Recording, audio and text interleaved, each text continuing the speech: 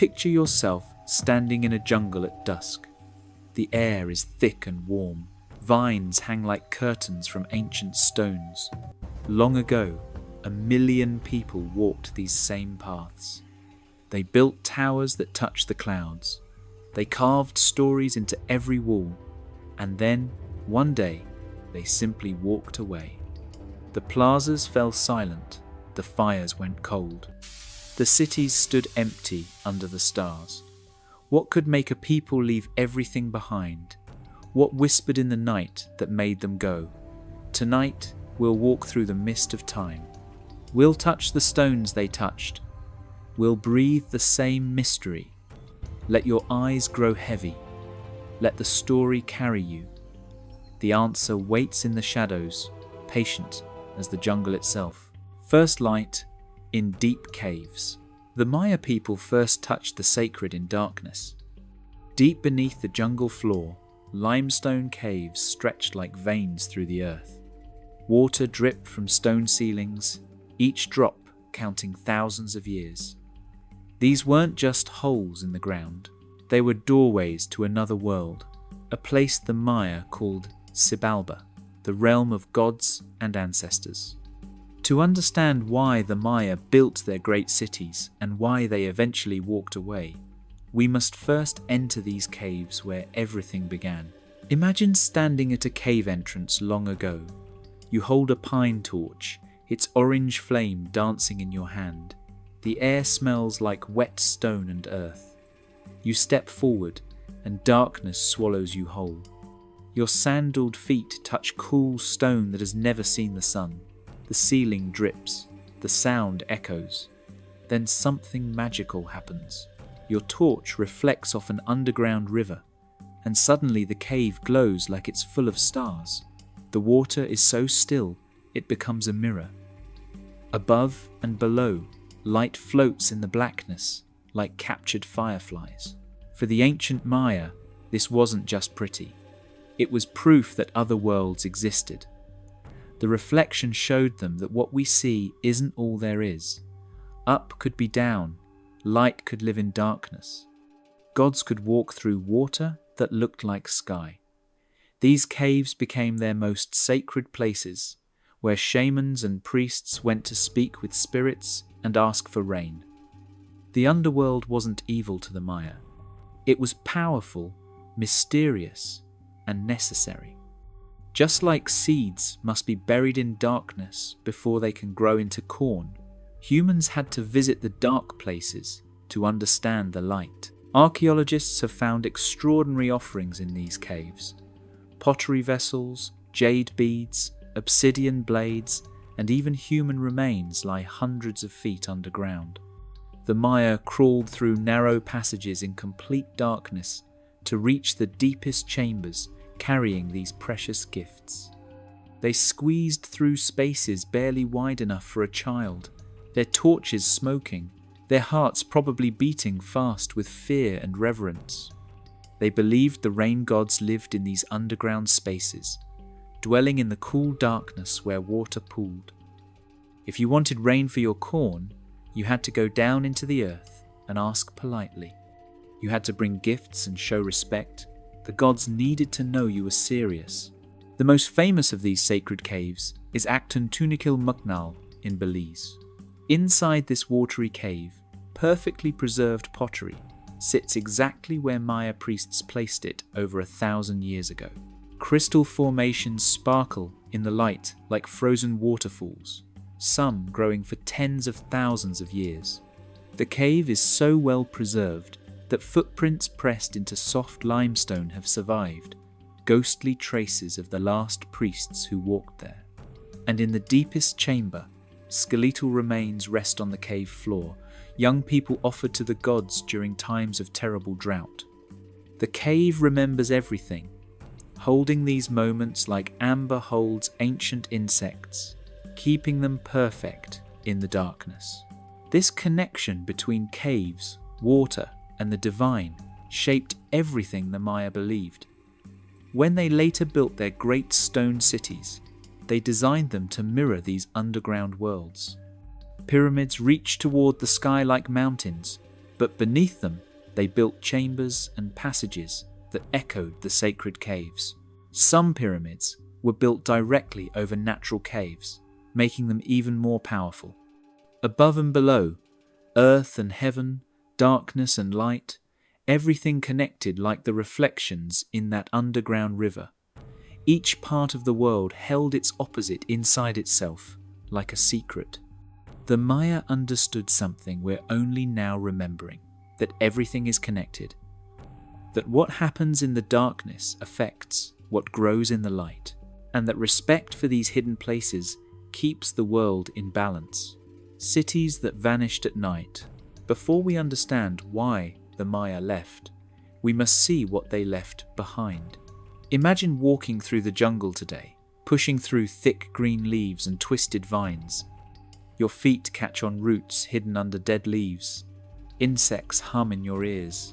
Moisture hangs in the air so thick you can almost drink it.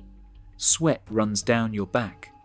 Then suddenly, the jungle opens, and there it is, a pyramid taller than 20 houses stacked together, covered in moss and small trees, rising from the earth like a green mountain. This is Tikal, one of the greatest Maya cities ever built, now sleeping under a blanket of jungle. Tikal once held perhaps 60,000 people, maybe more. Some scholars think the number reached 90,000 during peak times. Think about that, a city bigger than many towns today, thriving in the middle of the rainforest over 1,000 years ago. Families woke up here in small houses with thatched roofs. Mothers ground corn on stone matates, the same grinding sound echoing across the city every morning. Children played in the plazas, probably some version of the ball game everyone loved. Merchants sold cacao beans, jade beads, and colourful feathers in the marketplace. The Great Plaza could hold 10,000 people during ceremonies, when the whole city came together. On special days, priests climbed the steep pyramid steps wearing jaguar pelts and jade masks. Their headdresses rose high above their heads, covered in brilliant green quetzal feathers that caught the sunlight. Drums echoed off the stone walls, beaten by musicians whose hands knew every rhythm by heart. Smoke from copal incense curled up toward the sun, carrying prayers to the gods who lived in the sky. The city hummed with life, like a beehive hummed with bees. Every building had a purpose. Every plaza told a story. Every carved stone held the history of kings and gods and the connection between them. But something happened. Slowly, over many years, the city began to empty. Fewer people walked the plaza, fewer torches lit the night, fewer children played between the buildings. The last carved stone monument at Tikal dates to the year 869 in our calendar. This was a stone pillar recording the deeds of the king, proclaiming his power and connection to the gods. After that date, silence. No more monuments were carved, no more royal inscriptions. The historical record simply stops, like someone closed a book and never opened it again. The fires went out one by one. The plazas grew grass where feet had worn the stones smooth. Vines climbed the pyramid steps like they were racing toward the sky, reaching for something lost. Within a generation, perhaps just 20 or 30 years, the jungle began swallowing everything. Trees grew through temple roofs, their roots splitting the carefully fitted stones. Roots split the plaza stones apart like nature's slow fingers prying open secrets. Birds nested in royal palaces where kings once made decisions of war and peace. Howler monkeys claimed the pyramid tops as their territory, their roars echoing where prayers once sounded. Jaguars walked where priests had walked. The city didn't die violently. It simply faded, like a song that gets quieter and quieter until finally you can't hear it anymore, even though you strain your ears trying to catch one last note. This didn't happen just at Tikal. Across the Maya lowlands, city after city fell quiet during the same period. Copan in Honduras stopped carving monuments in 822. Palenque in Mexico faded by 800. Calakmul, Dos Pilas, Piedras Negras. One by one, the great cities became ghost towns. Some happened quickly, within decades, like someone snuffed out a candle. Others took a century of slow decline, like a candle burning lower and lower until finally only smoke remained. But the result was the same: empty plazas, silent temples, stones waiting in the green darkness. The southern Maya lowlands, once home to millions, held only scattered villages by 950. The transformation was almost complete. Simple symbols carved in stone. The Maya spoke through glyphs, elegant symbols carved into stone that told stories, recorded history, and held knowledge. These weren't simple pictures. They were a complete writing system, one of only a few ever invented independently in human history. Each carved block was a frozen moment of their voice, waiting centuries to be heard again. Walking past these glyphs today, even when you can't read them, you feel something. These marks were made by human hands. Someone stood where you stand. Someone chose each curve, each line, each dot with care and purpose. Maya glyphs look like small faces and shapes pressed into squares. Some squares hold a human face with elaborate headdress. Others show animals, gods, or abstract patterns that represent sounds and ideas. The Maya combined these symbols like we combine letters, building words and sentences that could express anything they wanted to say. A single carved panel might tell the story of a king's birth, his wars, his marriages, and his death. It might record the date of an eclipse or the position of Venus on an important day. Nothing was too grand or too small to write down. The most amazing thing about Maya writing is how long it stayed silent. After the Spanish conquest in the 1500s, the knowledge of how to read glyphs was lost. Spanish priests burned most Maya books, thinking they were evil. Only 4 books survived, hidden away or lucky enough to escape the flames. For 400 years, the glyphs stayed mute. Scholars looked at them and saw only pretty patterns. They could tell these marks meant something. But what? The symbols kept their secrets like faithful guardians, waiting for someone who could understand them again. The breakthrough came slowly, piece by piece, like solving the world's hardest puzzle. In the 1800s, scholars figured out the Maya number system and calendar. The Maya used dots and bars to write numbers. 1 dot meant 1, 1 bar meant 5. With just these 2 symbols, they could write any number. They also understood 0, using it centuries before Europe learnt about it. This mathematical genius let them track time with incredible precision. Their calendar was more accurate than the one Europe used during the same period.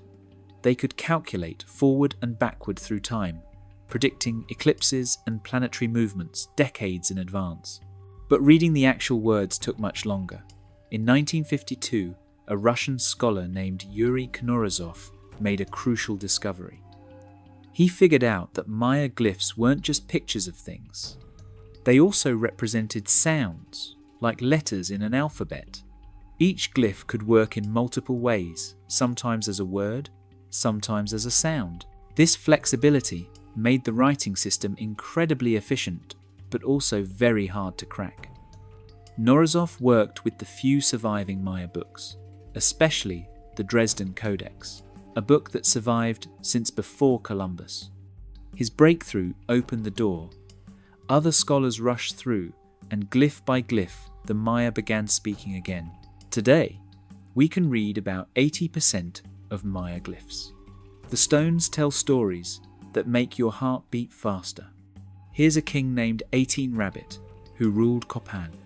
Here's the date he was captured and killed by a rival city. Here's a queen who ruled alone, powerful in her own right. Here's a scribe signing his work, proud of his skill. The glyphs aren't just history, they're voices.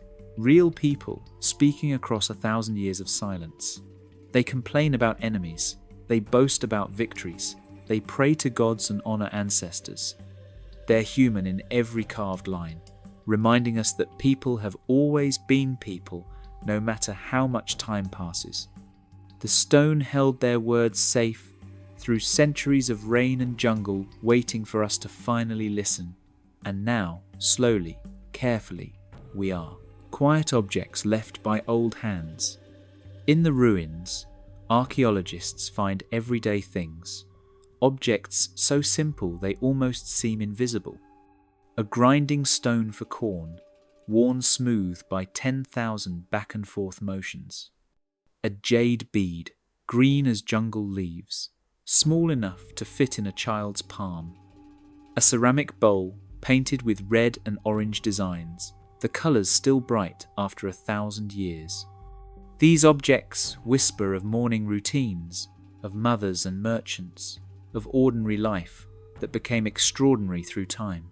They remind us that history isn't just kings and pyramids, it's the daily rhythm of human hands making, using, breaking, and leaving behind. The most common object found in Maya sites is pottery. The Maya made beautiful ceramics, shaping clay into bowls, plates, jars, and vessels for every purpose. Some pottery was plain and practical, made for cooking beans or storing water. Other pieces were works of art, painted with scenes from mythology or daily life.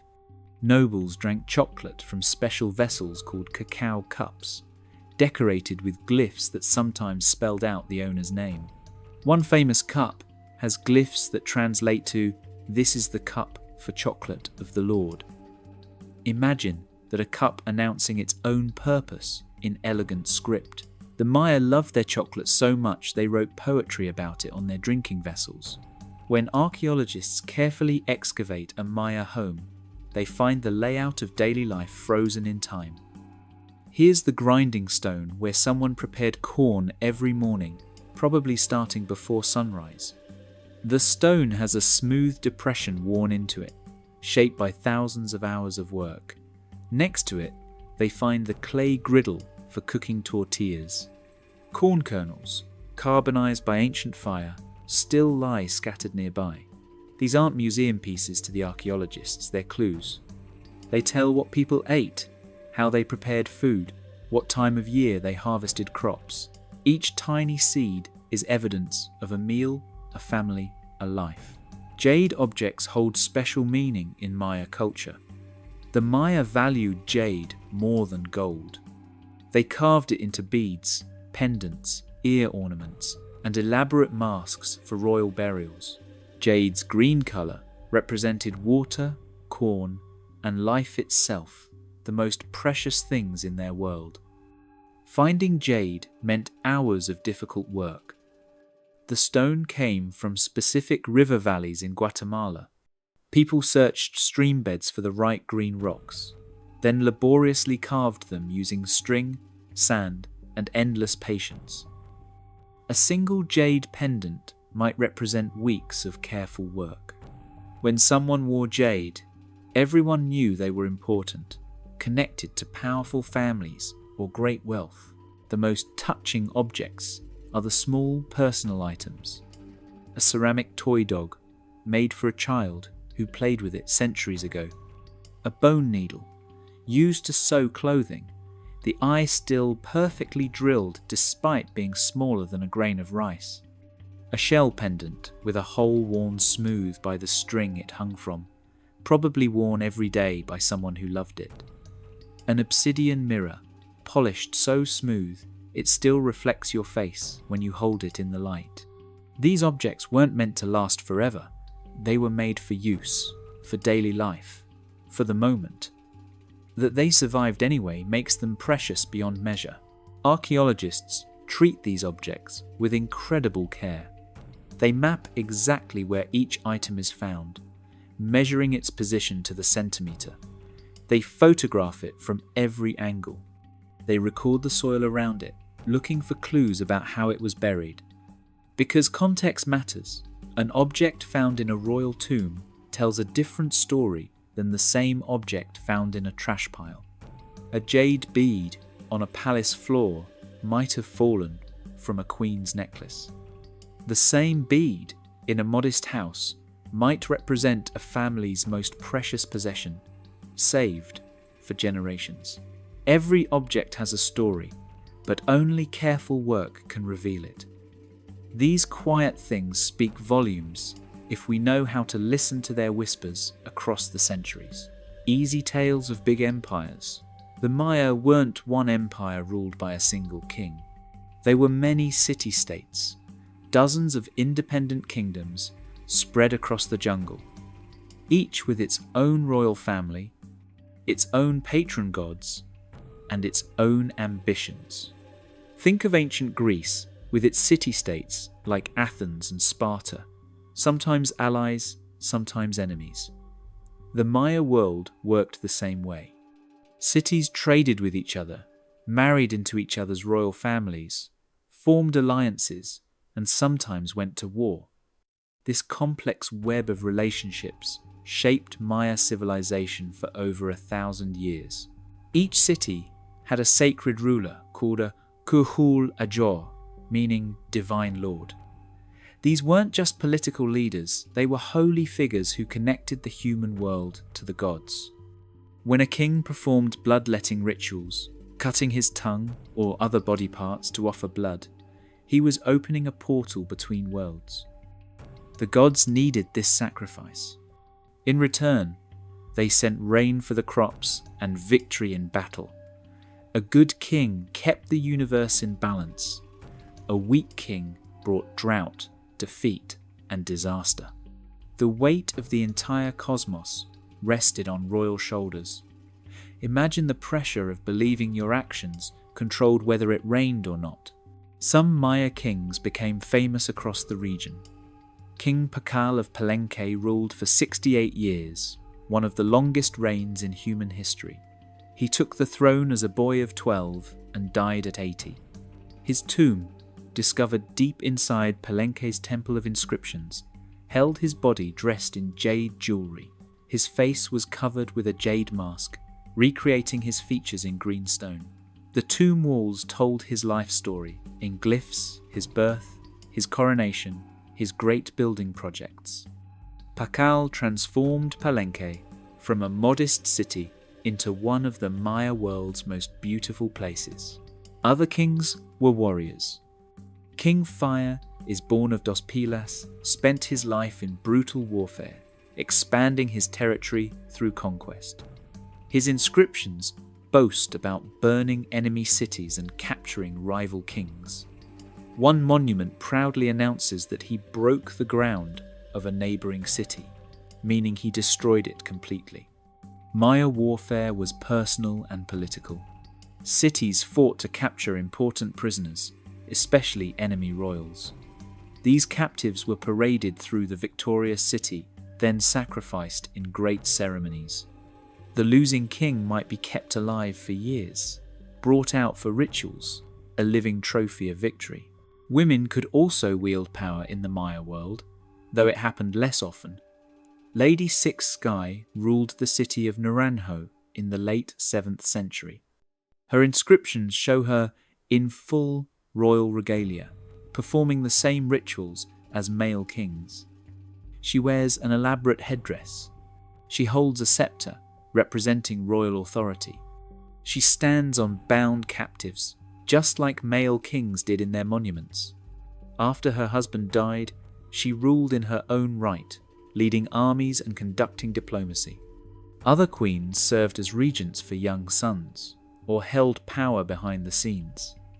The glyphs sometimes call powerful women she of the Ajor lineage, marking them as true royalty. Trade and diplomacy kept the Maya world connected even during wars. Cities exchanged obsidian, jade, cacao, salt, and exotic feathers. These goods traveled hundreds of miles along jungle paths and river routes. Maya merchants were respected figures who could travel safely even during conflicts. They carried not just goods, but also ideas, news, and cultural practices. This network meant that artistic styles, religious concepts, and even political theories spread across the Maya world. A breakthrough in mathematics made in one city might be used in another within a generation. The Maya kingdoms were independent, yes, but they were also part of something larger, a civilization that shared a common language, calendar, writing system, and worldview that made them unmistakably Maya, no matter which city they called home. Forgotten myths from long ago. Before the world began, there was nothing but sky and water. The gods floated in this emptiness, lonely and bored. They wanted someone to talk to, someone who would remember their names and offer them praise. So they decided to create humans. But creating humans proved harder than the gods expected. Their first 3 attempts failed in ways that teach us about what the Maya believed made us truly human. These creation stories come from the Popol Vuh, the sacred book of the Quiche Maya, written down in the 1500s but preserving much older oral traditions. First, the gods tried making people from mud. They shaped the wet earth carefully, forming arms, legs, heads, and bodies. At first it looked good, but then the mud people tried to move. Their bodies fell apart, melting back into shapeless lumps. They couldn't talk clearly, their words came out as meaningless sounds. They couldn't think or remember. Worst of all, they couldn't praise the gods. The gods were disappointed. They washed the mud people away like a potter washing failed clay from their hands, starting over with a new plan and renewed determination to succeed. Next, the gods tried making people from wood. They carved human figures from trees, shaping them with divine tools. These wooden people were better. They could walk without falling apart. They could talk to each other. They had children and built cities. For a while, it seemed like success. But the wooden people had no hearts. They couldn't feel love or compassion. They forgot to thank the gods. They used their cooking pots and grinding stones without respect, treating everything as mere objects. The gods grew angry. If these people wouldn't honor their creators, they didn't deserve to exist. The gods sent a great flood to destroy the wooden people. But that wasn't all. In a strange and terrifying twist, all the objects the wooden people had used came to life. Their cooking pots attacked them. Their grinding stones rolled after them. Their dogs bit them. Even their houses turned against them. The wooden people ran into the forest to hide. Some climbed trees, which broke beneath them. Some tried hiding in caves, which closed their entrances. A few escaped by transforming into monkeys, who still live in the trees today. The Maya looked at howler monkeys and saw a warning. These are what humans become when they lose their humanity. Finally, the gods found the right material corn. They ground white and yellow corn into flour, mixed it with water, and shaped it into human flesh. These corn people were perfect. They could walk and talk. They could think and remember. They felt love and sorrow. Most importantly, they understood their debt to the gods and offered prayers and thanks. The Maya believed this literally, that their flesh was made from maize, the sacred corn that sustained them. Every tortilla was a reminder of this connection. When they ate corn, they were consuming the very substance of their being, completing a circle of creation and gratitude. This creation story reveals Maya values. Humans aren't separate from nature, we're made from the same corn we eat. We're not independent, we exist in relationship with the gods, the earth, and everything around us. And being human isn't just about having a body. The mud people had bodies, but couldn't think. The wooden people could think but had no hearts. True humanity requires both mind and heart, knowledge and compassion, working together. When the Maya later faced their terrible drought and their cities began to fail, perhaps some remembered these stories. Perhaps they wondered if they had become too much like the wooden people, building grand monuments but forgetting the balance with nature that kept the world alive. The stories their grandparents told around evening fires suddenly felt less like myth and more like warning, whispered across the generations. Stories from far lands. Maya influence stretched across vast territories, from the Mexican highlands down through Guatemala, Belize, Honduras, and into El Salvador. This wasn't one unified empire, but a shared civilization connected by trade routes, common beliefs, and cultural exchange. Imagine invisible threads connecting distant cities: obsidian from Guatemala, cacao from Belize, salt from coastal areas, jade from river valleys, all flowing along jungle paths and waterways. These trade networks moved more than goods. They carried ideas, art styles, religious practices, and news from city to city, weaving the Maya world into something greater than any single kingdom. The longest trade routes extended for hundreds of miles. Maya merchants travelled from the highlands to the coast, crossing different climate zones and terrain. They walked paths through mountains, lowland jungle, and coastal plains, each area producing different goods that others wanted. Highland cities had obsidian, a volcanic glass sharper than steel, that made perfect knife blades and spear points. Lowland cities had cacao trees that grew only in specific humid conditions. Coastal settlements produced salt by evaporating seawater, creating precious white crystals that preserved food and added flavor to bland corn. No single city could produce everything it needed.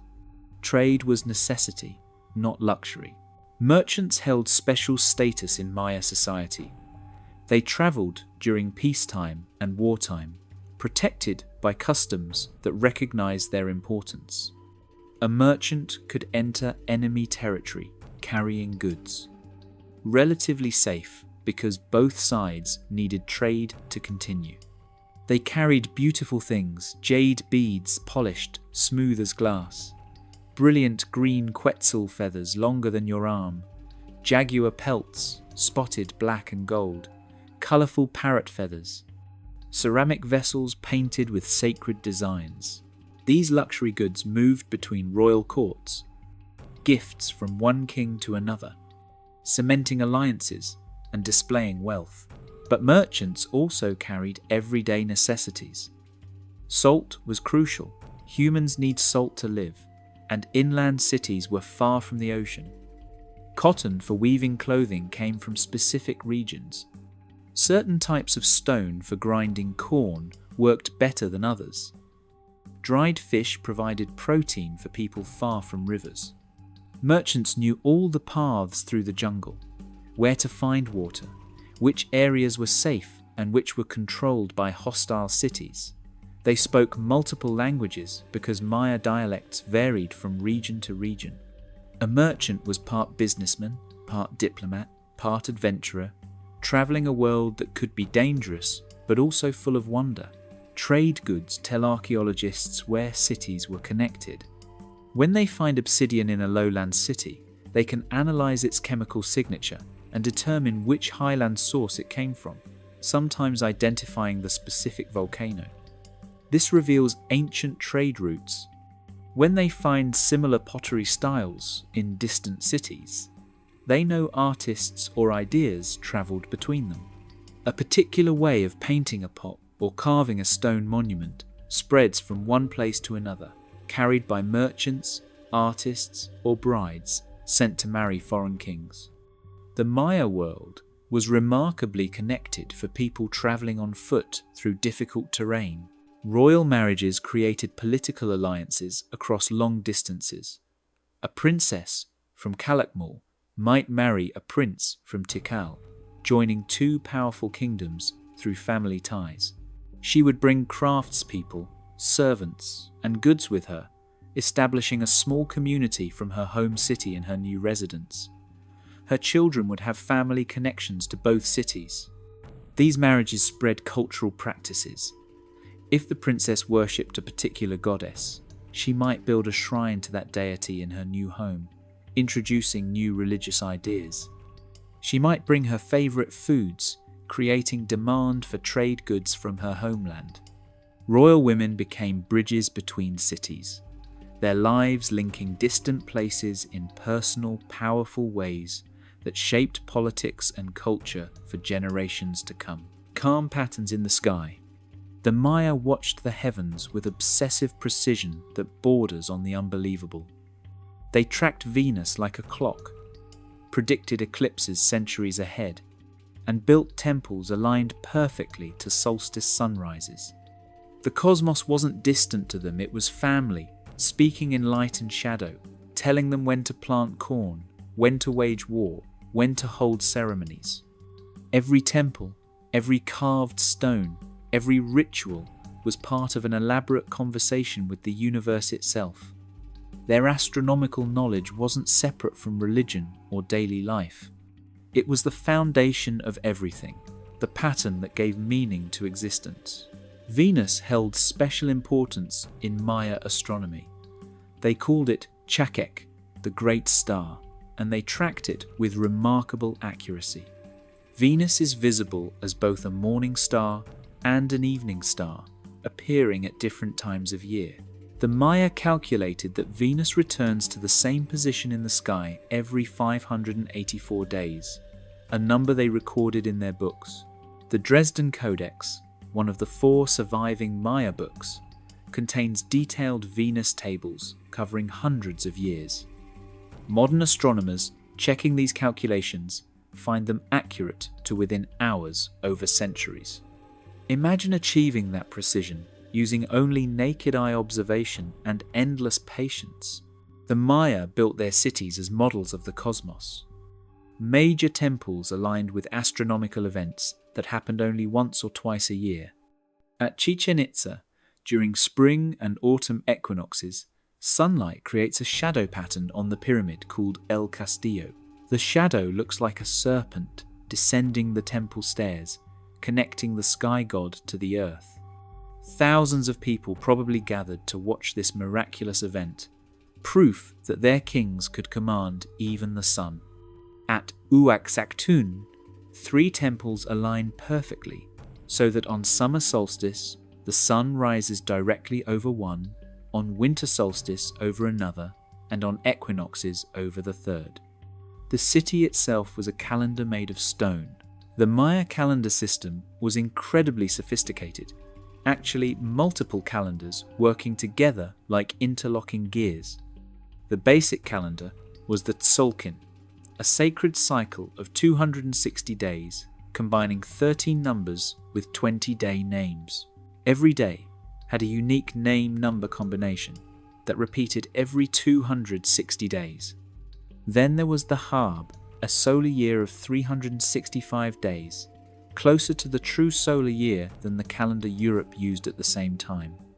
These 2 calendars ran simultaneously, creating a larger cycle called the calendar round that repeated every 52 years.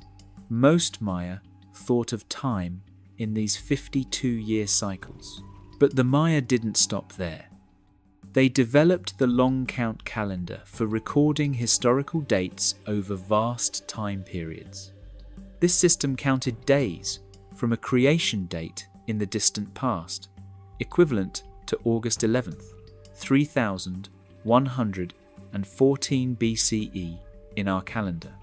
Every carved monument includes long count dates, recording exactly when it was created. Modern scholars can convert these dates to our calendar with precision, knowing exactly which day a particular king was born or died. The Maya thought about time on scales we can barely imagine. Their inscriptions reference dates thousands of years in the future and equally far in the past. Eclipses terrified and fascinated the Maya. A solar eclipse meant the sun was being devoured by celestial monsters. The world darkened in the middle of the day. Stars appeared. Animals behaved strangely. The Maya understood enough about eclipses to predict them, recording upcoming events in their books. The Dresden Codex contains eclipse tables showing when eclipses would occur. When an eclipse came exactly as predicted, it demonstrated the priest's power and knowledge. But even knowing it would happen didn't make it less frightening. The Maya performed special ceremonies during eclipses, making noise, offering blood, begging the gods to make the sun whole again. When light returned, it proved their prayers worked. This knowledge, understanding the pattern while still respecting its power, characterized the Maya relationship with the cosmos. They could predict the movements of heaven, but never forgot they were small beneath the vast turning of eternal stars that cared nothing for human plans or prayers. Hidden forces all around. To the Maya, everything held spirit. The world wasn't divided into living and non-living, natural and supernatural. Instead, everything participated in a vast web of life and consciousness. The rain had a face and a name, Chak, the rain god with his lightning axe. The corn had a soul that needed prayers and offerings. Caves breathed with the earth's own lungs, exhaling cool air in summer, inhaling in winter. Mountains were sacred beings, their peaks touching the sky realm where gods lived. Even objects made by human hands could hold spiritual power. A jade bead wasn't just pretty stone, it contained the essence of water and life.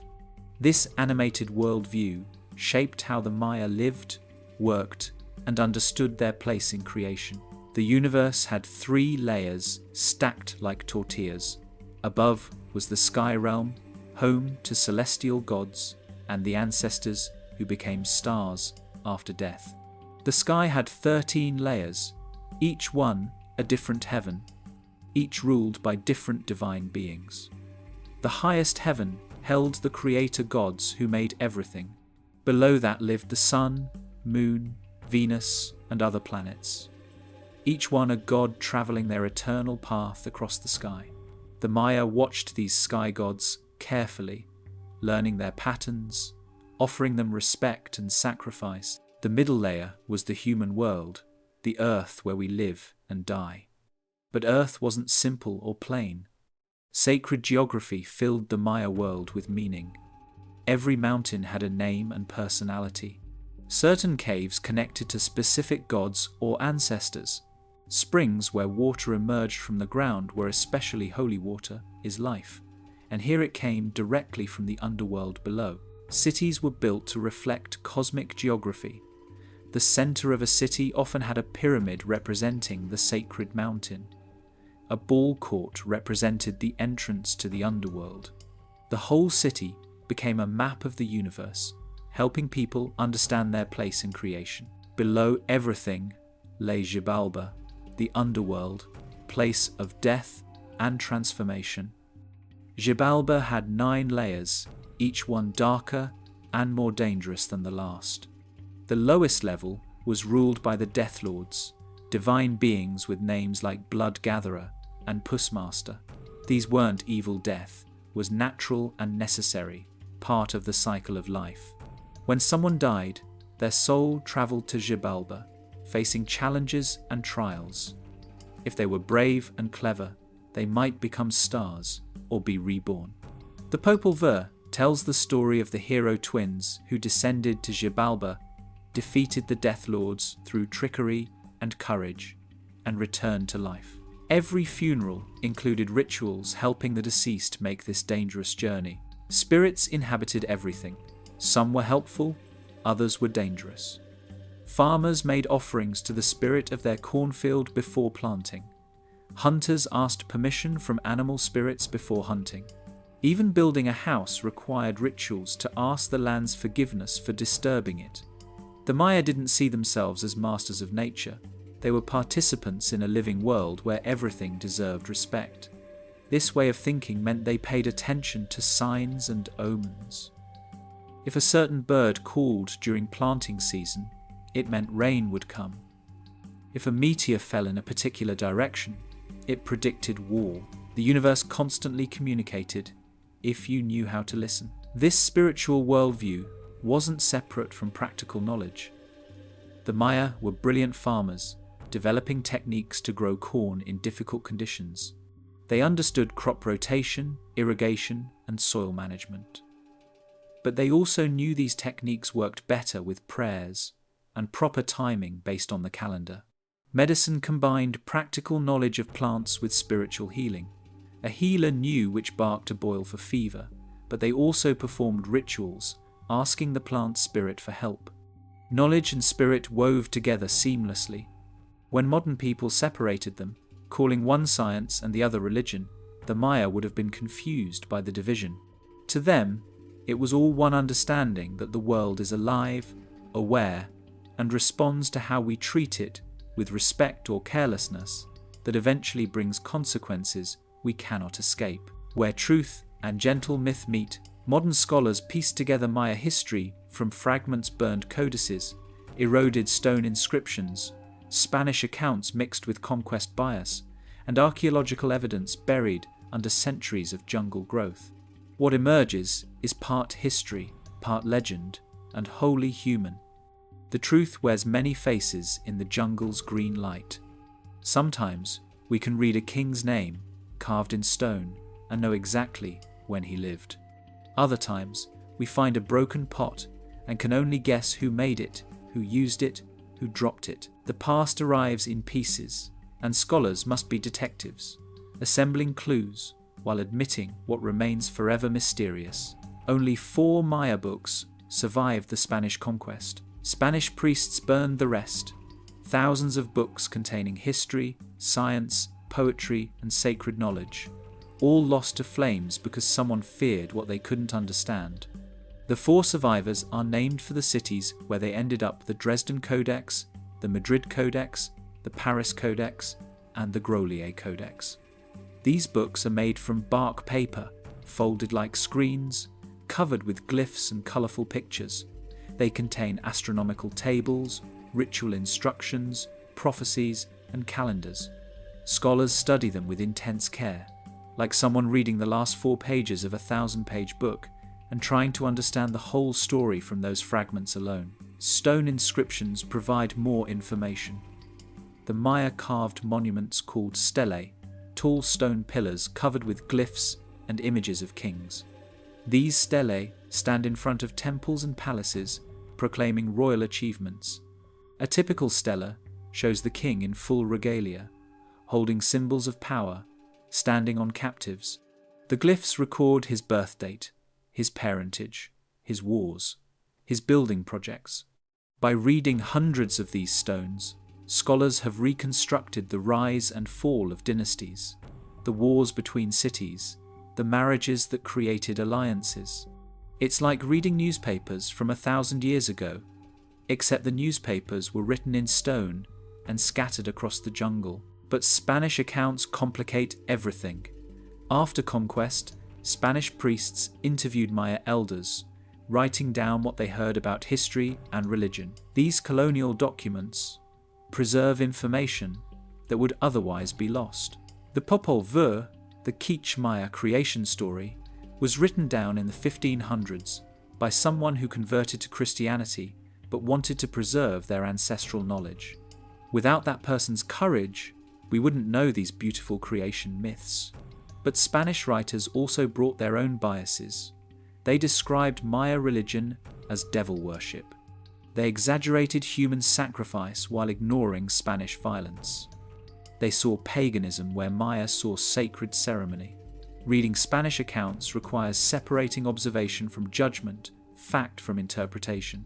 Archaeology provides physical evidence that doesn't depend on anyone's interpretation. When archaeologists carefully excavate a Maya house, they find corn kernels, broken pottery, stone tools, and patterns of ash from ancient fires. These silent objects tell stories without words. The corn kernels reveal what people ate. The pottery style shows connections to other cities. The house foundation reveals construction techniques. Carbon dating tells when trees were cut for building, sometimes within a few decades. Human bones show health, nutrition, and causes of death. Together, these clues reveal daily life in ways written records never could. Yet even physical evidence requires interpretation. A broken pot might be trash thrown out carelessly, or it might be a ceremonial object deliberately broken during a ritual and carefully buried. The difference matters for understanding what the pot meant to people who made and used it. A skeleton buried in a tomb with jade jewelry was obviously important, but why? Were they born royal, or did they earn status through achievement? Without written records, we can only guess. This is where truth and myth blur together. We know the Maya built incredible cities, but we'll never know what laughter sounded like in their plazas, what jokes they told, what lullabies mothers sang to children. History gives us facts, but imagination helps us touch the humanity behind those facts. Somewhere between the carved stone and the silent ruin, between the surviving book and the burned library, between the Spanish account and the original voice, the real Maya lived, loved, struggled, and eventually walked away from everything they'd built, leaving us with ruins and questions that perhaps can never be fully answered. Lines that cross many years. The classic period of Maya civilization stretched from roughly 250 to 900 CE, 650 years of remarkable achievement. During these centuries, the Maya reached their peak: massive construction projects, mathematical breakthroughs, artistic flowering that produced some of the world's most beautiful sculptures and paintings. Cities grew to hold tens of thousands of people. Trade networks connected distant regions. Writing flourished. Kings built pyramids that still stand today, monuments to ambition and skill. But by 900 CE, something had changed.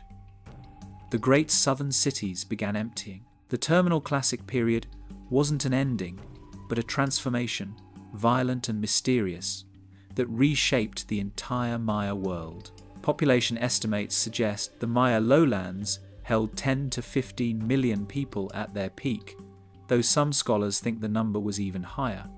Imagine that density: millions of people living in rainforest, depending on corn agriculture in a challenging environment.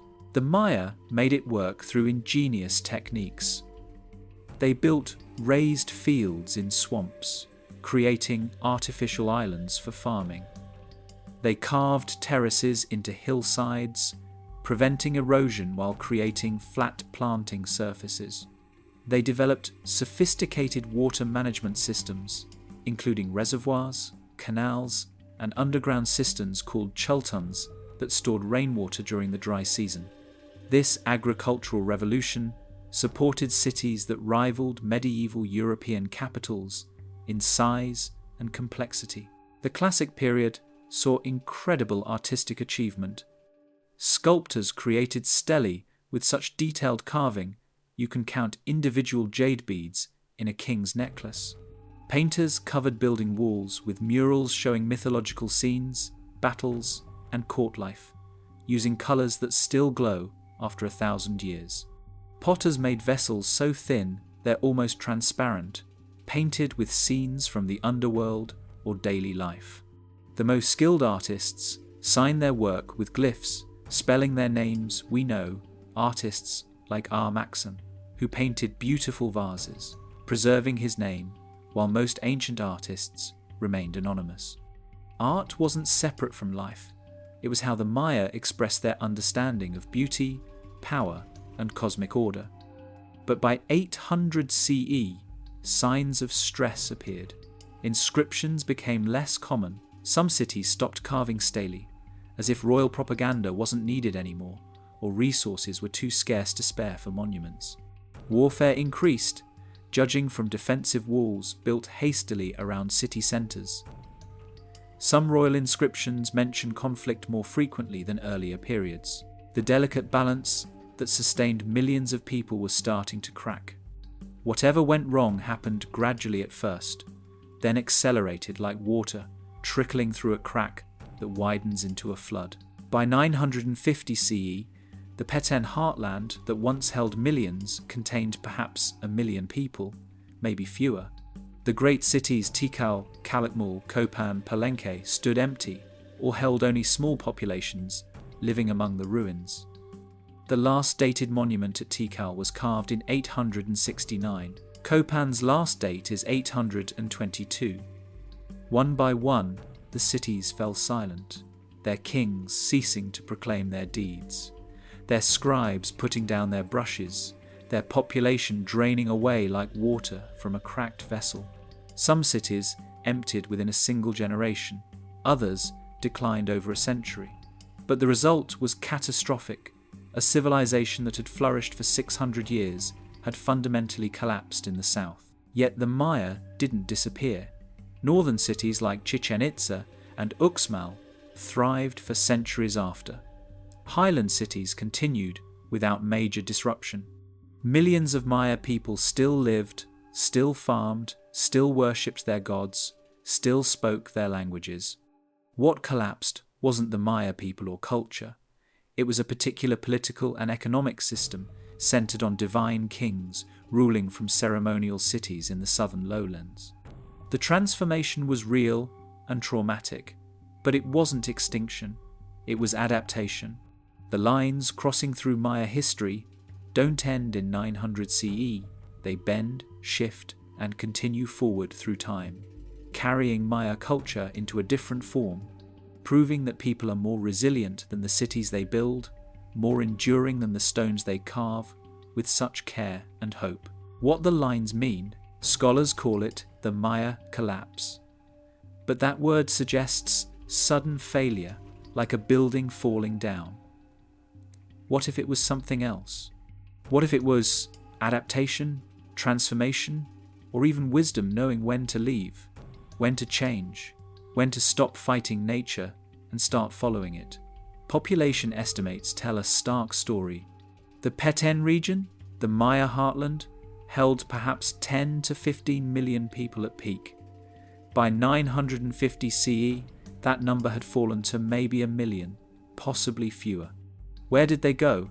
And more importantly, why did they choose to leave cities their ancestors had built over centuries? The word collapse carries judgment. It implies the Maya failed at something. But look at it differently. For 600 years, the Maya sustained millions of people in challenging rainforest using only Stone Age technology. No metal tools, no draft animals, no wheel for transportation. They built cities through human labor, moving massive stones without modern machines. They fed millions through intensive agriculture, without artificial fertilizers. That's not failure, that's extraordinary success. The fact that this system eventually couldn't continue doesn't diminish what they achieved. It shows that every system, no matter how sophisticated, has environmental limits that cannot be ignored forever, no matter how powerful the kings or how beautiful the cities. Modern archaeology reveals the collapse wasn't uniform. Some cities emptied quickly.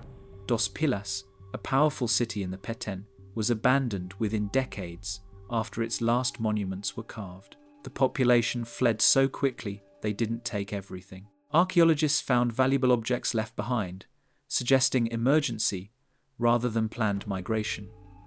Other cities declined gradually. Copan's population decreased over a century, dropping from perhaps 20,000 to a few thousand, then finally to scattered villages. This variation suggests different cities faced different problems or made different choices about how to respond to increasing stress. The northern Maya cities tell a different story entirely. Chichen Itza, Uxmal, and Mayapan flourished during and after the southern collapse.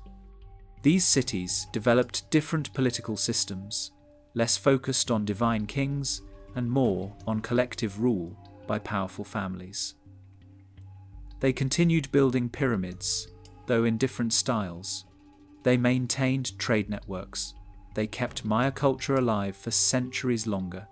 This success in the north proves the Maya themselves were fine. It was the particular southern lowland system that failed, not Maya civilization as a whole. Geography mattered. The northern Yucatan had different rainfall patterns, different soil, different access to resources. Highland Maya cities faced even less disruption. In the mountains of Guatemala, cities continued without major collapse. Highland agriculture depended less on managing seasonal drought because mountains create different weather patterns. Highland cities had access to obsidian, jade, and other valuable trade goods. Some Highland cities are still inhabited today, an unbroken occupation spanning 3,000 years.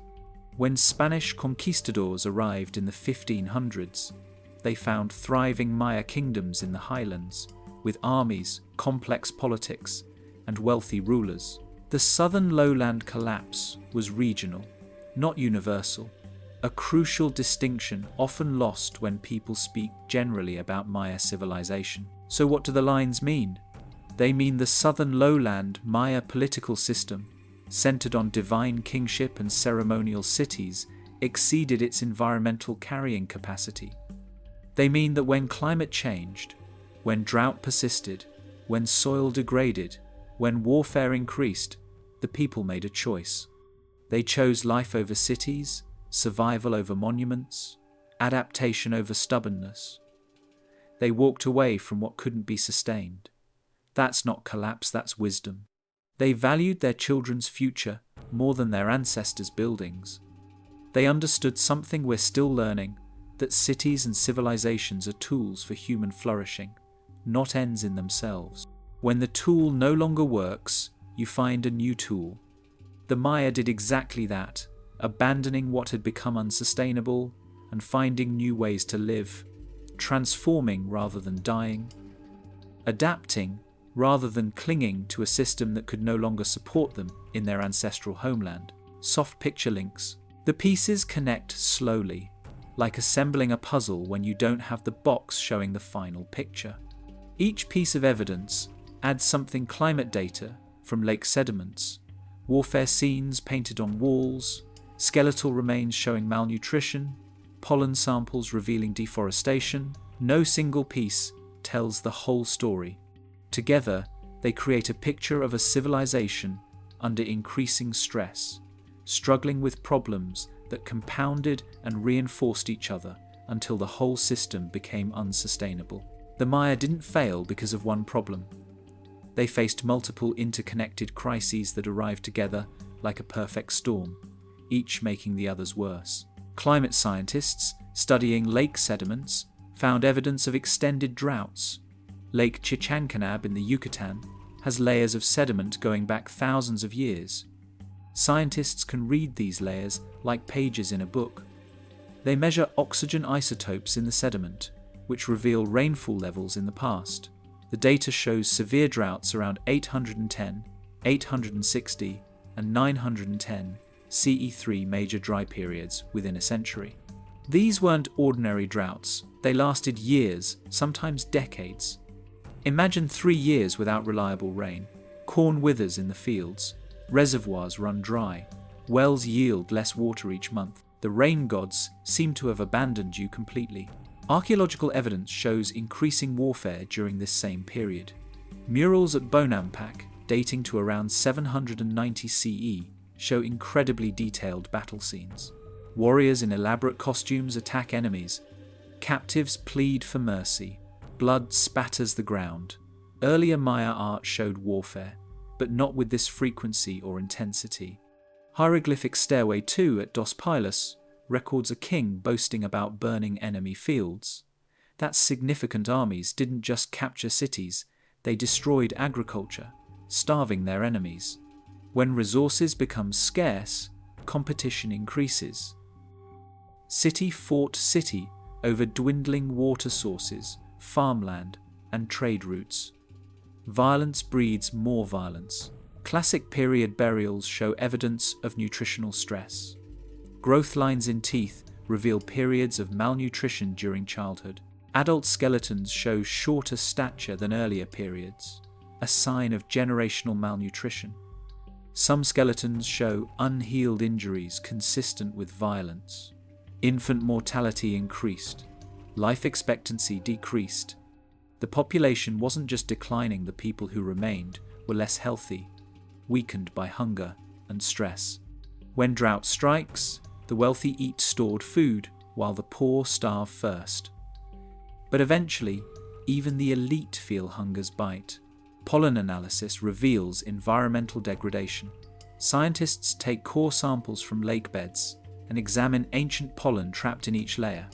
Different plants produce distinctive pollen. By identifying the pollen, they can determine what plants grew around the lake at different times. The data shows massive deforestation during the late Classic period. Forest pollen decreases while grass pollen increases, meaning trees were cut and never regrew. The Maya needed vast amounts of wood for cooking fires, for burning limestone to make plaster for buildings, for clearing land for farming. As population increased, deforestation accelerated. Without forest cover, soil erodes more easily. Rainfall runs off instead of soaking in. The land becomes less productive over time. All these factors connect and amplify each other. Deforestation contributes to local climate change, possibly making droughts worse. Drought reduces crop yields, causing hunger. Hunger leads to political instability, as people lose faith in kings who can't make it rain. Kings wage war against neighbours, trying to capture resources and prove their divine power. Warfare destroys more fields and disrupts trade. Without trade, specialised craftspeople lose their livelihoods. Urban populations disperse to find food. The system that supported divine kings, monumental architecture, and dense cities simply stops working. People don't abandon their homes because they want to. They leave because staying means death. The soft picture links become chains, each problem tied to the next, pulling the whole civilization toward transformation. The Maya didn't lack knowledge or skill. They faced an environmental crisis that their social and political systems couldn't solve, teaching us that even the most sophisticated civilization remains vulnerable when it pushes natural systems beyond their limits. Bringing old pictures to today, modern Maya descendants speaking Yucatec, Kichi, Kuchi, and dozens of other Maya languages number over 6 million today.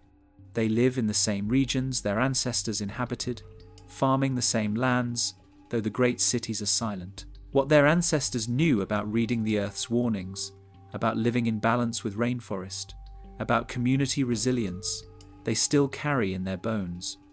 The connection isn't broken, it's transformed, like a river that goes underground for a while but keeps flowing, emerging again in unexpected places, continuing its journey toward the sea. In highland Guatemala, Maya communities maintain traditions unbroken for over 3,000 years. They grow the same three sister crops, corn, beans, and squash, that sustained their ancestors.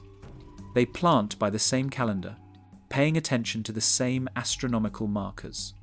They weave traditional designs into clothing, each pattern telling stories about their village, their family, their identity. They speak languages that descend directly from Classic period Maya, languages that have evolved but remained distinctly Maya.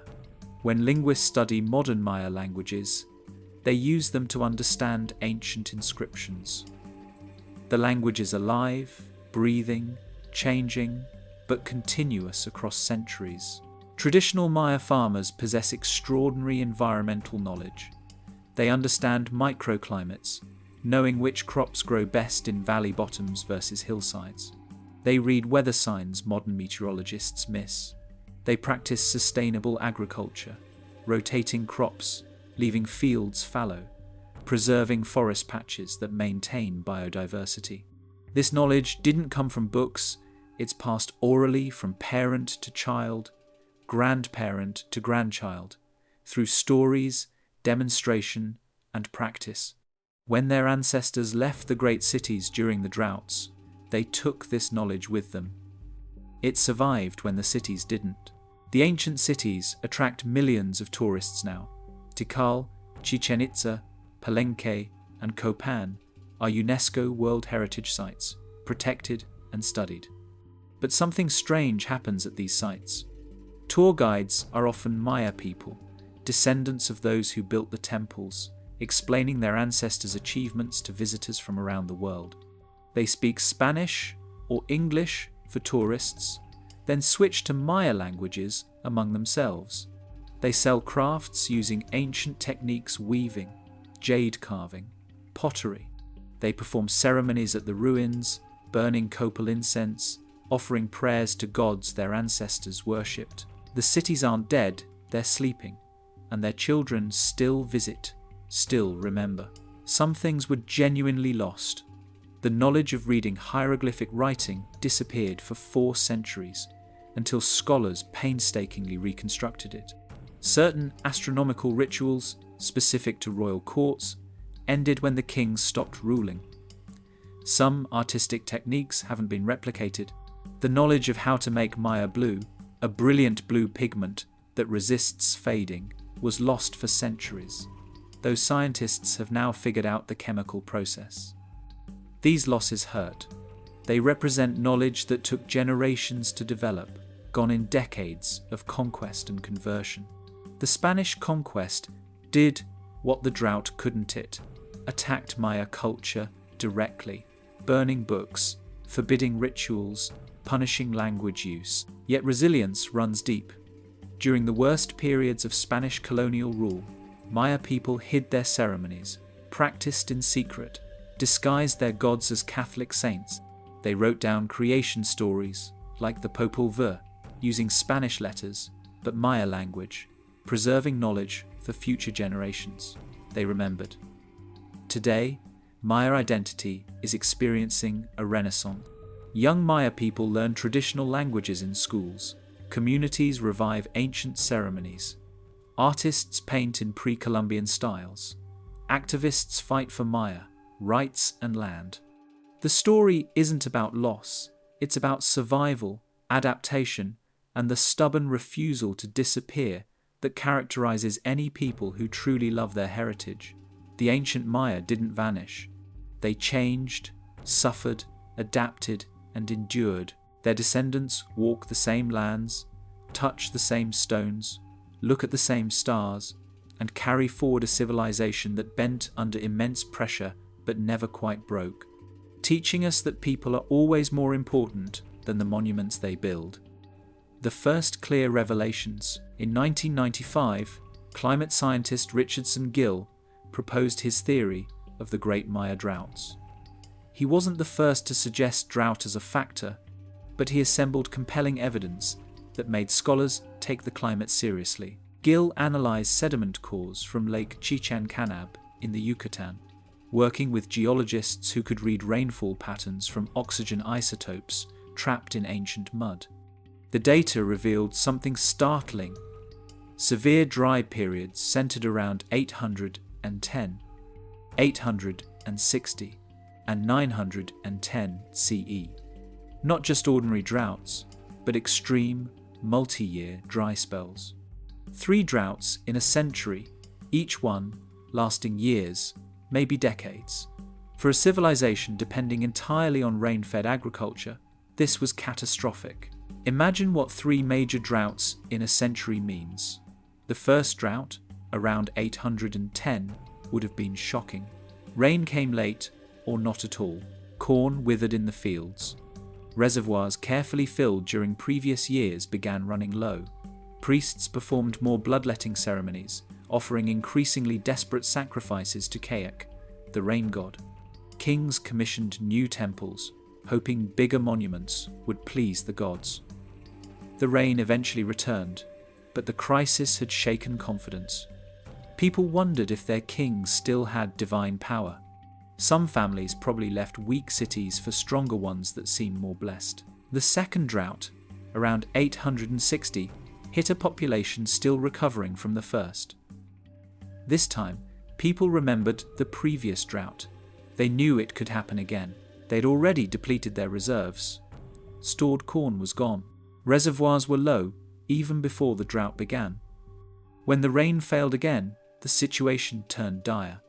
Cities that struggled through the first drought might not survive the second. We see evidence of this in the archaeological record. Cities like Dos Pilas were abandoned during this period. People didn't wait to starve. They made hard choices, leaving behind homes their families had occupied for generations, walking toward regions where rumors said rain still fell. The third drought, around 910, was the breaking point. By now, the population had already declined. Many smaller cities were abandoned, trade networks were disrupted, the social fabric holding civilization together was frayed. When the rain failed a third time in a century, it felt less like bad luck and more like divine abandonment. The gods clearly weren't listening anymore, no matter how much blood the priests offered. The remaining population faced an impossible situation. They could stay and watch their children starve, or they could leave, following the water and fertile soil northward to the Yucatan, eastward to Belize, upward into the highlands where rainfall patterns were different and more reliable. Scientists confirmed Gill's findings through multiple lines of evidence.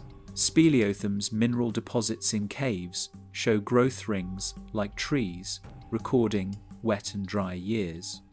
Analysis of speleothems from caves across the Maya region confirms the drought periods. Ice cores from glaciers in South America show climate patterns affecting the entire region. The droughts weren't local weather, they were part of larger climate shifts affecting Central America. Ocean temperature patterns in the Pacific and Atlantic changed, shifting rain patterns that normally brought seasonal monsoons to the Maya lowlands. When those rains diminished, the careful water management systems the Maya had built couldn't compensate. Nature simply didn't provide enough water, no matter how many reservoirs or how many prayers. But here's the crucial revelation: the Maya didn't abandon their cities in panic. They left with purpose, following water and fertile soil. The population moved gradually over decades, making rational decisions about survival. Northern cities like Chichen Itza grew during the same period southern cities emptied, receiving migrants from the south. Highland cities remained stable, coastal communities thrived. The Maya civilization didn't collapse, it redistributed, adapting to environmental change in the smartest way possible. They recognized when a place became uninhabitable and had the wisdom and courage to leave everything their ancestors had built, choosing life over stone, survival over tradition, their children's future over their past glory. That isn't failure. That's profound wisdom, knowing when a place can no longer sustain you and having the strength to walk away before you're forced to crawl away, recognizing that home is where your people can thrive, not where your pyramids stand empty. Quiet cosmic wonder lifts our eyes. But drought alone doesn't explain everything. The Maya had survived dry spells before. Their civilization had persisted for 600 years through various climate challenges. So what was different this time? Why did these particular droughts break a system that had weathered others? The answer lies in the combination of factors, like several small cracks in a dam that suddenly give way all at once. The drought was one crack, overpopulation was another, environmental degradation was a third. Together, they created a catastrophe that no single problem alone could have caused. The Maya population had grown steadily during the Classic period.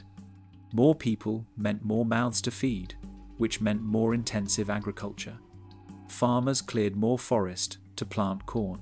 They farmed marginal lands that earlier generations would have left as forest. They shortened fallow periods, planting the same fields more frequently without giving soil time to recover nutrients. They built terraces on increasingly steep slopes. They drained swamps to create farmland. All these techniques worked for a while. They supported millions of people, but they pushed the land to its absolute limits, leaving no margin for error, no buffer against climate stress. Deforestation created its own crisis. the Maya needed enormous amounts of wood. Every household burned wood for cooking fires daily. Constructing the great temples required burning vast quantities of limestone to make plaster.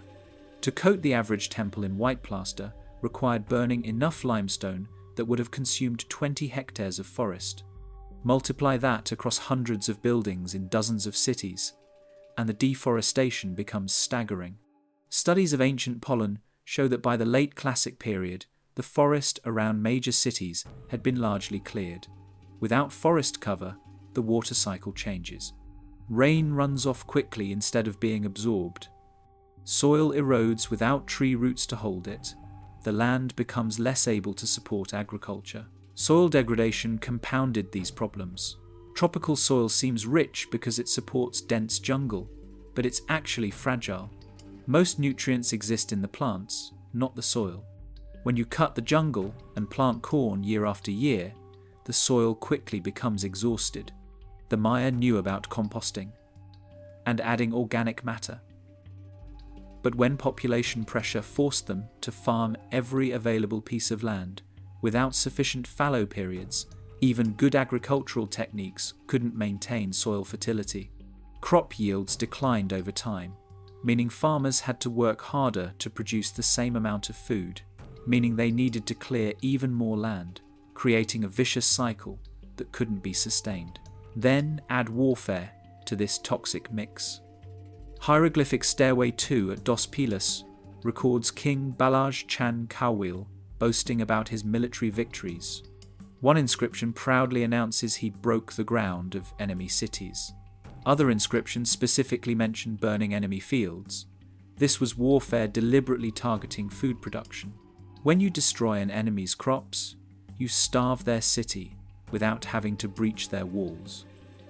Archaeological evidence shows warfare increased dramatically during the late Classic period. Cities built defensive walls, something rare in earlier periods. Skeletal remains show trauma from weapons. Entire regions were abandoned as buffer zones between hostile cities. Farmland left empty because it was too dangerous to work. When the drought struck this stress system, there was no resilience left. Imagine a person carrying a heavy load they can manage as long as the path is smooth, but hit one rough patch, stumble once, and the whole load crashes down. The Maya were carrying an unsustainable burden too many people, depleted soil, deforested land, escalating warfare when the droughts hit. The cosmic forces that had guided them for centuries seemed suddenly malevolent. The stars they'd tracked so carefully offered no help. Venus rose and set exactly as predicted, but what good was astronomical precision when the corn wouldn't grow? The gods they'd fed with blood and prayer remained silent while children starved.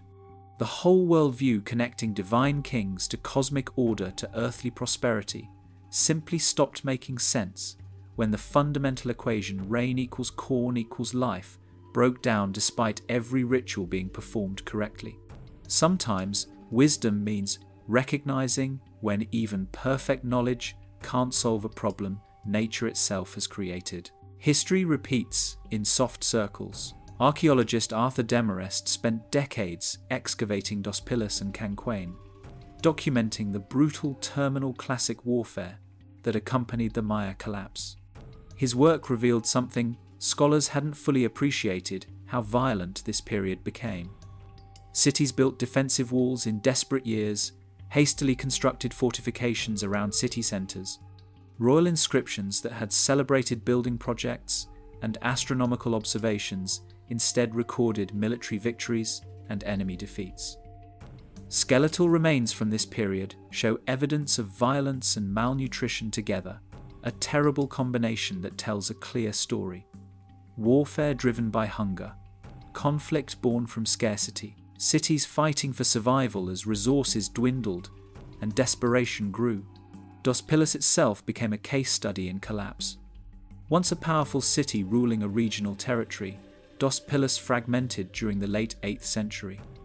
The royal dynasty fled. The remaining population tore apart the palace to build defensive walls. Using carved stones and beautiful facades, as mere rubble for fortification. Imagine the desperation cannibalizing your own monuments for protection. The walls didn't save them. The city was abandoned by 810 CE, early in the collapse sequence. Excavations revealed a final occupation where people lived in the ruins, squatting in what had been royal chambers, leaving garbage on floors that once held ceremonies. The transformation from sacred center to desperate refuge to empty ruin happened within 2 generations. This pattern repeated across the Maya lowlands. Canquen, a wealthy trading city, was destroyed around 800 CE. Archaeologists found a mass grave containing the royal family men, women, and children, all killed violently. This wasn't warfare, according to traditional Maya rules, which focused on capturing rival kings for ransom and sacrifice. This was massacre, wiping out an entire dynasty. The violence had escalated beyond cultural norms, becoming more desperate and total as resources failed and traditional political structures collapsed. When the system breaks down, old rules stop applying. Honor and tradition disappear when people are starving. The cycle is ancient and repeating. Climate stress leads to resource competition, leads to social conflict, leads to collapse. This isn't unique to the Maya. Angkor Wat in Cambodia collapsed during the 14th and 15th centuries, likely due to a combination of drought, deforestation, and breakdown of their elaborate water management system. The Western Roman Empire fragmented partly due to climate change in the 5th and 6th centuries, including a period called the Late Antique Little Ice Age. The Akkadian Empire in Mesopotamia collapsed around 2200 BCE, following a severe drought. The pattern shows up repeatedly in human history. Civilizations grow during favorable climate, expand to the limits of their environment, then collapse when climate shifts and the system can't adapt quickly enough. The Maya weren't ignorant of these dangers. Their mythology included stories of previous worlds destroyed by the gods, of creation and destruction as cosmic cycles. They understood impermanence. Yet understanding didn't prevent collapse. Knowledge alone isn't enough when the environmental and political factors align against you. The Maya kings performed more bloodletting, sacrificed more captives, built more temples, consulted the stars, read the omens. They did everything their religion and science told them to do. But you can't sacrifice your way out of a drought. You can't pray away soil exhaustion. At some point, physical reality asserts itself despite perfect ritual observance. Modern parallels make us uncomfortable. We're also pushing environmental limits, depleting soil, changing climate, using resources faster than they regenerate. We have more technology than the Maya, but we face similar fundamental questions. Can growth continue indefinitely? What happens when we exceed carrying capacity? Will we be wise enough to transform before being forced to collapse? The Maya story isn't ancient history, it's a mirror. They were sophisticated, intelligent, and deeply knowledgeable about their environment. They were us. They faced a crisis they couldn't solve with their existing systems, no matter how advanced those systems seemed. Some chose to leave before catastrophe became complete. Others stayed too long, clinging to old ways that no longer worked. The ruins stand as testimony to both the heights of human achievement and the humility we should feel before natural forces that don't negotiate, don't compromise, and don't care how beautiful our cities are or how precisely we can predict the stars. Doors open to hidden knowledge. Modern tools reveal what Spanish conquistadors never suspected and what archaeologists working on foot couldn't fully appreciate. LiDAR technology, light detection and ranging, uses lasers fired from aircraft to penetrate jungle canopy and map the ground beneath. The laser pulses reflect off leaves, branches, and eventually the ground surface. Computer software strips away the vegetation digitally, revealing the bare earth and any structures humans built. For Maya archaeology, LiDAR has been revolutionary. Like suddenly, gaining X-ray vision through the jungle that has hidden ruins for over 1,000 years since abandonment. In 2018, a massive LiDAR survey of northern Guatemala scanned over 2,100 square kilometers, one of the largest such surveys ever conducted. What they found shocked everyone. The survey revealed over 60,000 previously unknown structures: houses, palaces, temples, defensive walls, roads, and agricultural terraces. Structures archaeologists would have taken decades to find by walking the jungle appeared instantly in the data. Entire cities materialized on computer screens, their layouts clear for the first time in a millennium. The Maya civilization was even larger than anyone imagined, more complex, more sophisticated, supporting far more people through methods more intensive than scholars had believed possible. The LiDAR data revealed extensive agricultural systems. The Maya had carved the landscape into terraces, built raised fields in swamps, created networks of canals for irrigation and drainage. They modified huge areas of terrain to support agriculture, engineering the land with Stone Age tools and human labor.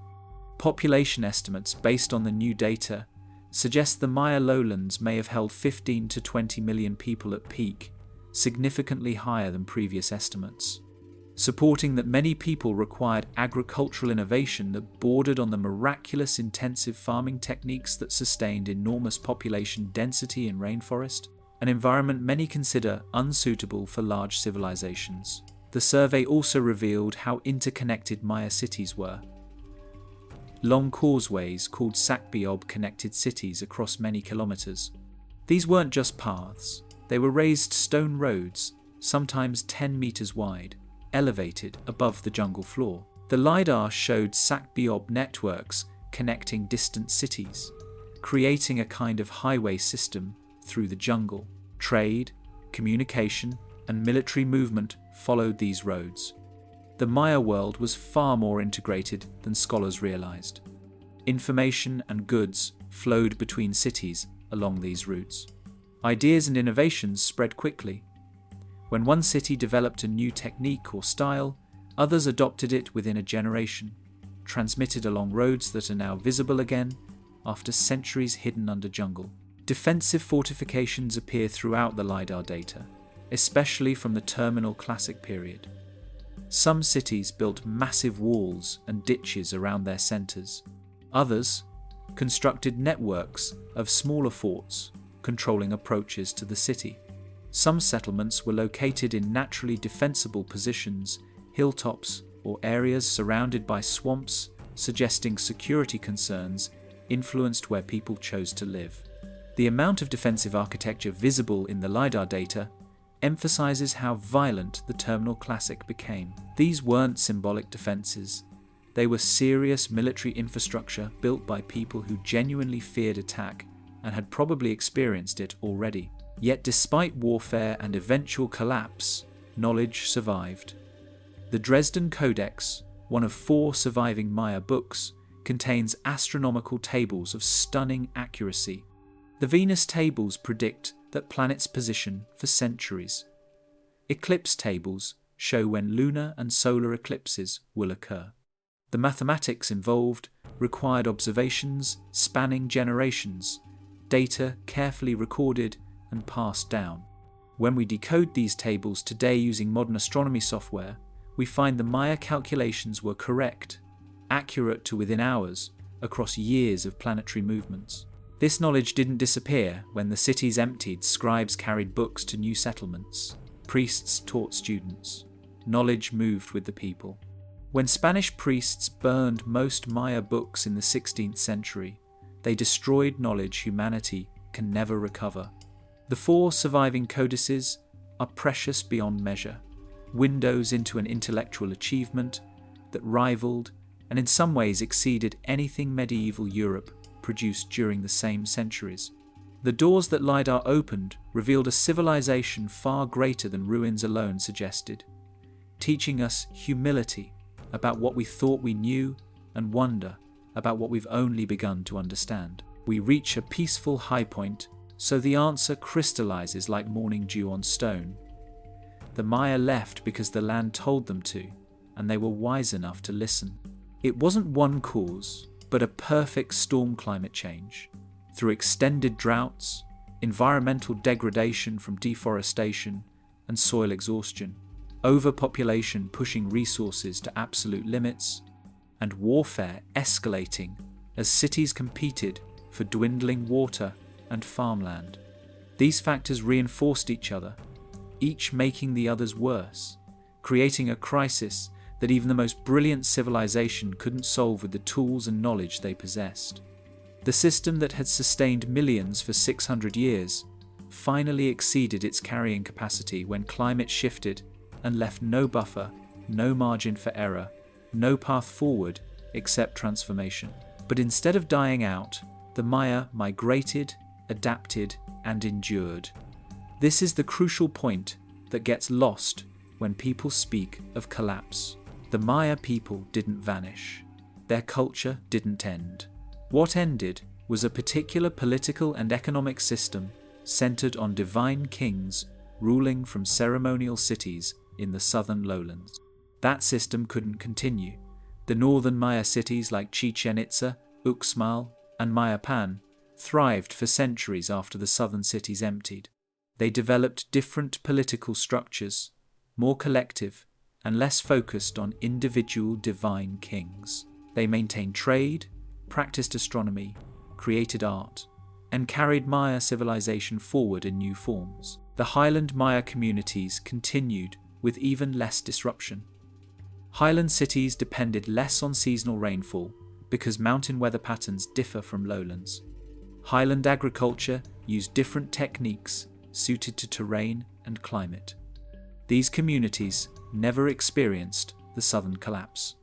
When Spanish conquistadors arrived in the 1500s, they found wealthy, powerful Maya kingdoms in the highlands with armies, diplomacy, and cultural sophistication.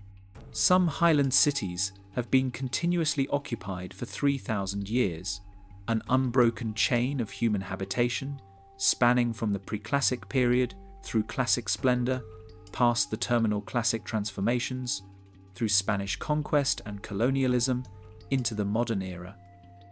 The stone platforms where ancient temples stood now support churches, markets, and homes. The living continuity humbles anyone who understands what it represents. The Maya in the lowlands who left their cities didn't abandon their culture.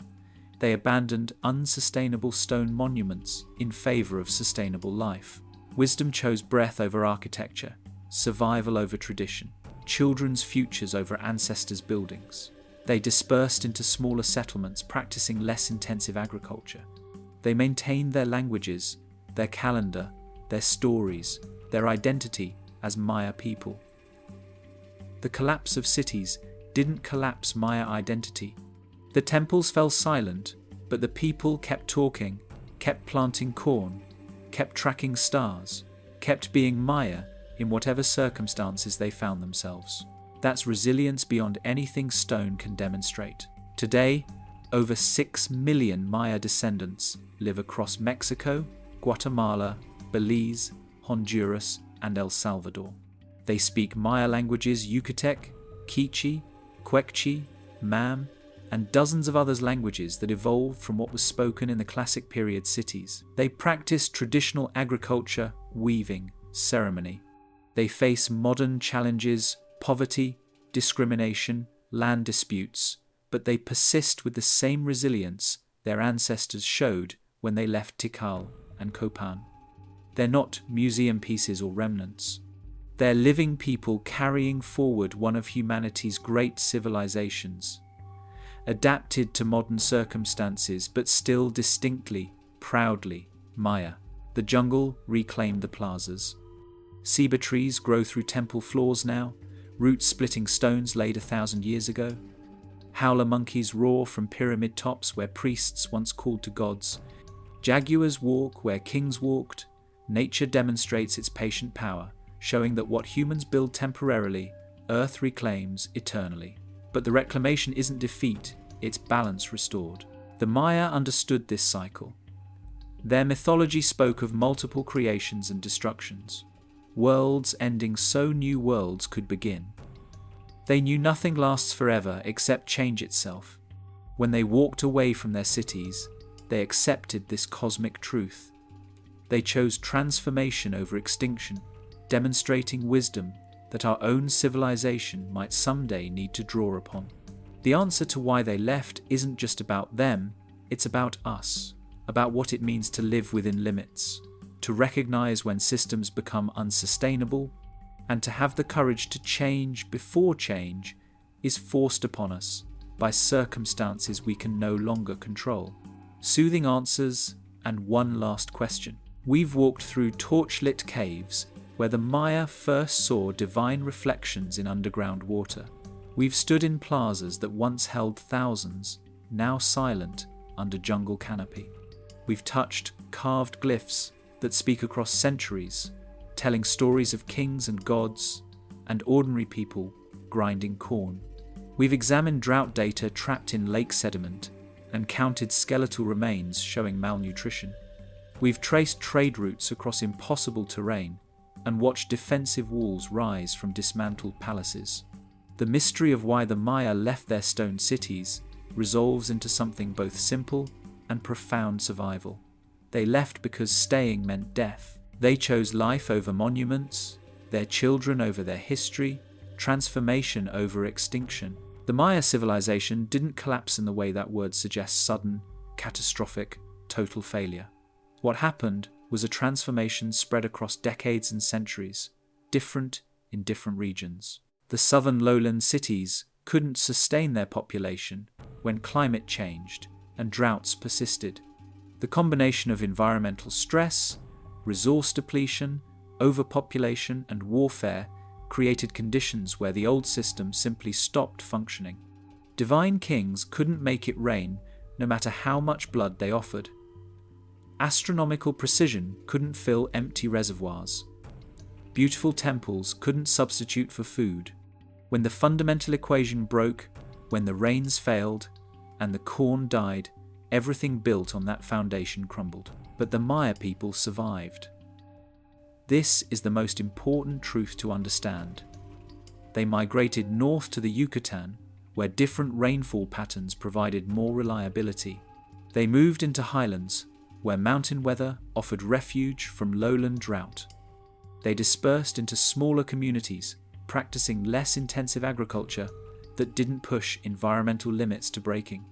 They adapted their political systems, developed new trading partnerships, and carried their culture forward in changed forms. The population declined dramatically in the southern heartland, yes. Cities that held tens of thousands emptied to hundreds or none. But Maya people, Maya language, Maya identity, Maya knowledge all survived, transformed, but continuous.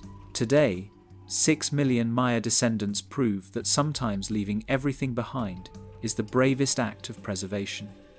They speak languages descended directly from classic period Maya. They farm using techniques their ancestors developed. They maintain connections to the sacred caves, the holy mountains, the calendar, the stories. They've survived conquest, colonization, discrimination, and marginalization. They've adapted to capitalism, globalization, and modernity while remaining distinctly Maya. The resilience that let their ancestors walk away from Tikal has carried them through challenges the ancient kings never imagined. They honor their ancestors, not by clinging to ruins, but by living, adapting, persisting with stubborn grace. The ruins teach us something profound about impermanence and priorities. Those massive stone pyramids, built with such effort, designed to last forever, now host trees and monkeys. The royal dynasties that seemed eternal ended within a generation. The divine authority that kings claimed couldn't withstand persistent drought. Stone endures, yes, but what makes stone meaningful is the people who shape it and give it purpose. When the Maya left their cities, they proved that people matter more than monuments, that culture lives in communities rather than architecture. That wisdom sometimes means knowing when to let go of what can't be sustained, no matter how much we love it. But one question lingers in the warm jungle night, patient as the vines climbing temple walls. When our own climate whispers warnings, when our cities strain against nature's limits, when our resources deplete and our systems fail, will we be as wise as the ancient Maya? Will we recognize the signs early enough? Will we have the courage to transform our way of life before being forced to by catastrophe? Will we choose adaptation over stubbornness, survival over tradition, our children's futures over our current comforts? The Maya faced these questions 1,000 years ago. They answered with their feet, walking away from everything they'd known toward uncertain futures, carrying only what mattered most: their families, their knowledge, their identity, their hope. The stones remember that choice. The jungle that swallowed the cities remembers. The descendants who still walk those lands remember. Perhaps we should listen. Perhaps their ruins aren't just monuments to a lost past, but warnings to our present, teaching us that every civilization, no matter how advanced, remains dependent on natural systems that don't negotiate, don't compromise, and won't sustain human populations beyond their carrying capacity, regardless of our technology, our prayers, or our pride. The stars the Maya watched so carefully still wheel overhead, patient and eternal, waiting to see if we'll learn the lesson written in limestone and jungle green. Breathe deep. Let this mystery settle in your heart like dew on ancient stone. If this story helped you find peace tonight, if these voices from 1,000 years ago quieted your modern worries, share it with a friend who needs rest. Leave a quiet thought below, a reflection on what the Maya teach us. And when you're ready, close your eyes. The stones remember their builders. The jungle remembers the cities. The stars remember every prayer offered upward from dark plazas. So will you. Let the wisdom of knowing when to hold on and when to let go cradle you into sleep. Tomorrow brings its own journey, its own choices. Tonight, rest. The Maya didn't vanish. They transformed, following the rain when it moved, following the rivers to reliable water, following their survival instinct that proved wiser than their king's ambitions. They listened to the earth when it whispered warnings, recognizing that soil exhaustion, deforested hills, and empty reservoirs spoke truths that ritual couldn't contradict. They chose survival over stone, their children over their cities, transformation over collapse.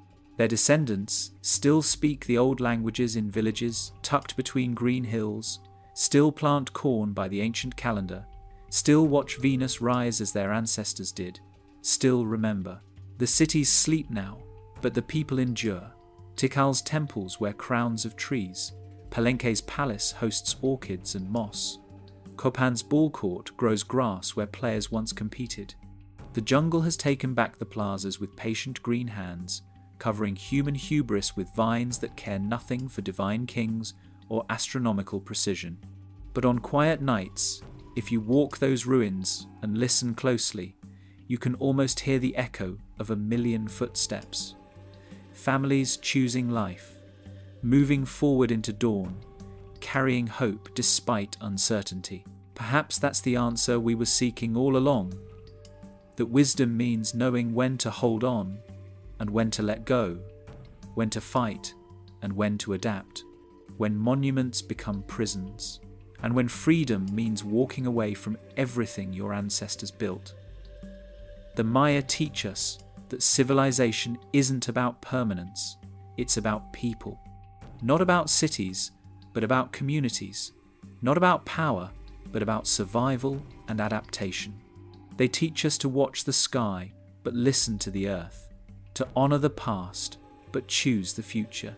To build beautifully, but never believe our creations exempt us from natural law. Rest well beneath these stars, the Maya mapped with such precision. Let the mystery cradle you not, the mystery of why they left, for that's been answered, but the mystery of whether we'll prove as wise when our own choices arrive. The ruins wait in the jungle, half teaching, half warning. The descendants walk forward, half remembering, half becoming.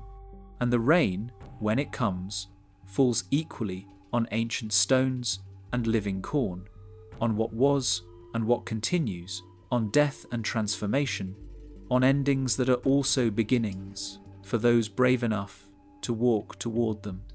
Sweet dreams, the stones remember, the stars remember. Tomorrow, in your own way, so will you.